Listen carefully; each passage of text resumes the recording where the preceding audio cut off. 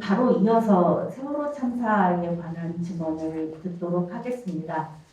일단 세월호 참사는 2014년 4월 15일 선원 및 단원고 학생 325명을 포함해서 470명의 승객을 태우고 화물을 접대하고 인천항을 출항하여 제주로 향하던 세월호가 4월 16일 오전 8시 49분경 전남 진동권 병풍도 앞바다에서 침몰한 참사입니다. 470명의 승선자 중에 172명이 생존하고 304명이 희생되었습니다. 이날 배에 탑승했던 승객은 제주도로 수학여행을 나선 우리 단원고등학교 교사와 학생들, 그리고 여행을 가던 초등학교 동창생들, 제주도로 이사를 가던 가족, 화물을 운송하던 기사 등이었습니다. 세월호는 4월 15일 저녁 6시 30분에 출항 예정이었으나 안개 때문에 예정보다 늦은 밤 9시에 출항했습니다. 그날 인천 여객터미널에서 출항한 배는 세월호가 유일했습니다.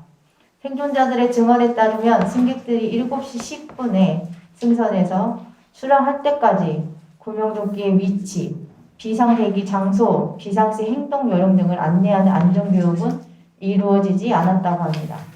출항 다음 날인 4월 16일 세월호는 우리나라에서 물살이 가장 급하다는 맹골 수도를 통과한 후 8시 46분경에 병풍도 동쪽 해상을 지나면서 침몰하기 시작했습니다. 세월호는 오전 10시 25분경에 급격하게 전복되었고 10시 31분경에 병풍도 북방 약 3.5마일 해상에서 선체 1분만 남긴 채 수면 아래로 가라앉았습니다.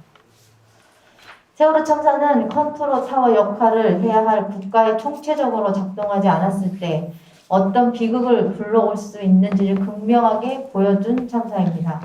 세월호 참사 초기 인명구조에 책임이 있는 국가의 공적 주체들은 참사에 적극적이고 체계적으로 대응하지 못한 채 탑승자들의 구조가 가능했던 시간을 허비했습니다. 국가 재난 상황에서 정책과 제도 역시 정상적으로 작동하지 못했고 이는 수많은 목숨을 희생되는 결과로 이어졌습니다. 정부는 세월호 침몰 시간 파악부터 제대로 대처하지 못했습니다. 세월호가 침몰하고 있는 동안 대통령에게 보고할 영상만 찾고 있었고 2014년 4월 16일 국민의 생명과 안전을 책임져야 하는 컨트롤 타워는 작동하지 않았으며 국가는 존재하지 않았습니다. 청와대는 하지도 않는 지시를 했다는 증거를 만들기 위해 문서를 조작하면서 세월호 정부 대응은 처음부터 인재라는 것을 증명했습니다. 2014년 4월 16일 10시 30분 세월호가 완전 침몰되고 2시 15분 세수실 관저 도착 후 문고리 삽인반과 회의를 시작하여 2시 53분 박근혜의 올림머리, 4시 33분 관저에 출발하고 5시 15분 중대본 도착을 보면 10시 30분 세월호가 완전 침몰 후 최순실이 관저에 도착하기 전까지 시간 동안 실제 대통령은 아무것도 하지 않았고 비선 실세가 국정을 운영한 사실을 확인할 수 있습니다. 또한 청와대와 정부 관료들의 박근혜의 7시간과 최순실 존재를 은폐하기에 급급했습니다. 국제적으로 보도된 참사이지만 박근혜 정부는 사건이 발생한 후 일주일이 지나서 첫 공식 성명을 내놓고 각종 의혹을 은폐하는 모습을 보여주면서 무능함의 극치를 보여줬습니다. 세월호 참사 당시 재난보도에서 사회적 책임을 다해야 할 언론은 그 역할을 제대로 수행하지 못했습니다. 언론은 사고 상황을 정확하게 진단하여 신속한 구조활동을 도와야 함에도 수많은 오보와 왜곡 보도를 양산하여 유가족과 국민의 마음에 상처만 남겼습니다. 언론은 4월 16일 아침 세월호가 침몰하던 시간에 해경과 해군 등 정부가 구조 인력을 총동원해서 구조에 나서고 있다라고 했고 국민은 그 보도를 믿었습니다. 언론은 오전 10시가 넘어서부터는 침몰이 임박해 탑승객에게 바다로 뛰어내려야 한다는 선대 방송을 하고 있다라고도 했습니다. 하지만 참사 당일의 기록을 보면 승객들에게 이동하지 말고 가만히 있으라는 방송 외에 탈출이나 퇴선 안내 방송은 없었습니다. 수백 명의 탑승객이 갇힌 채 배가 전복된 10시 30분경에도 언론은 중앙재해대책본부는 구조가 신속하고 순조롭게 이루어지고 있으며 사망 위험성은 비교적 낮은 편이라고 낙관한다고 보도했습니다. 하지만 이는 사실과 달랐습니다. 참사 당일의 언론 보도 가운데 희생자 가족들의 마음을 가장 아프게 했던 것은 단원고 학생이 전원 구조되었다는 오보였습니다.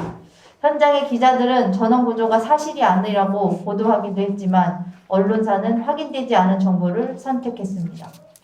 참사 다음 날인 17일부터는 정부의 총력 구조 작업에 대한 대대적인 보도가 이어졌고 언론사에서는 에어포켓이 생존 시간을 벌어줄 것이라고 했고 공기 주입 작업도 이루어지고 있다고 했습니다.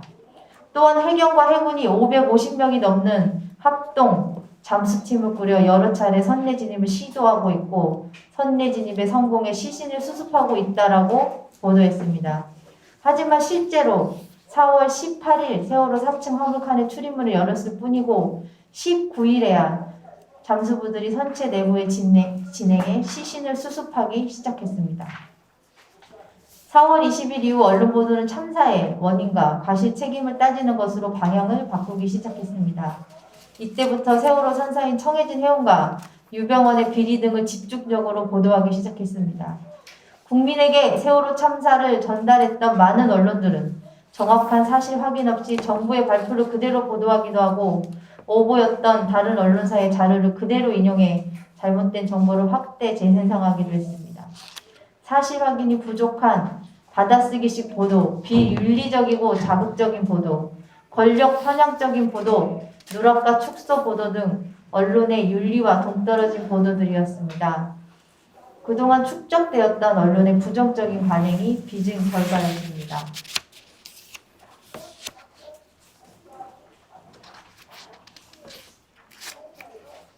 현재 우리의 과제는 2014년 4월 16일 그날부터 현재까지 항상 같습니다. 세월호 참사의 진상규명과 책임자 처벌 그리고 안전사회 건설을 목표로 내걸고 기억하고 행동하고 있습니다. 시주기가 다가오고 있지만 여전히 세월호가 왜 침몰했는지, 왜 구조하지 않았는지, 왜 진실을 감추기에만 급급했기에 대한 답을 찾고 있습니다. 세월호 참사의 성역 없는 진상규명과 책임자 처벌을 통해 국가 범죄로부터 안전한 나라를 만들어야 한다는 목표로 우리 단원고등학교 엄마 아빠들이 열심히 뛰고 있습니다. 우리는 정부와 국회에 요구하고 있습니다.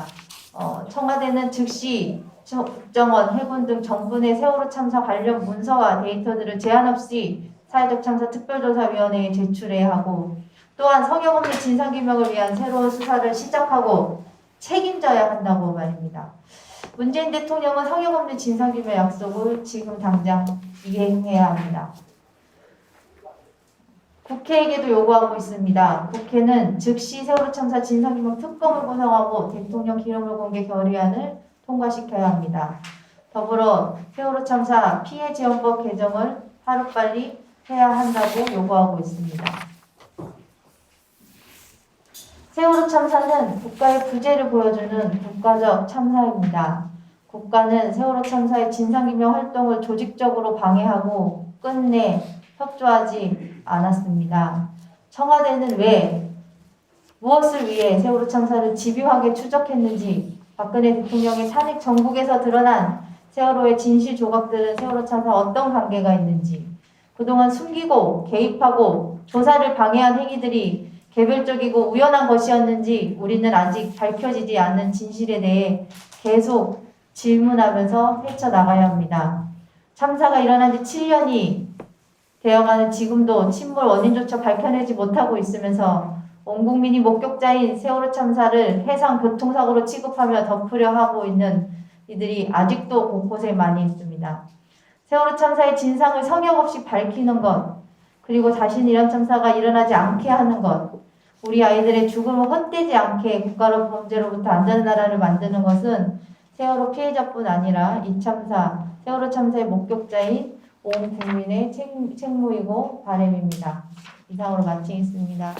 지금도 진행 중인 진실규명과 책임자 처벌에 지난한 가족의 요구를 가장 잘 드러내 주신 것 같습니다. 특히 정부와 국회에 요구하는 바에 대해서 정부는 제대로 귀를 기울여 들어야 하고 시민들도 함께 화답하여 목소리를 높여야 할 때인 것 같습니다.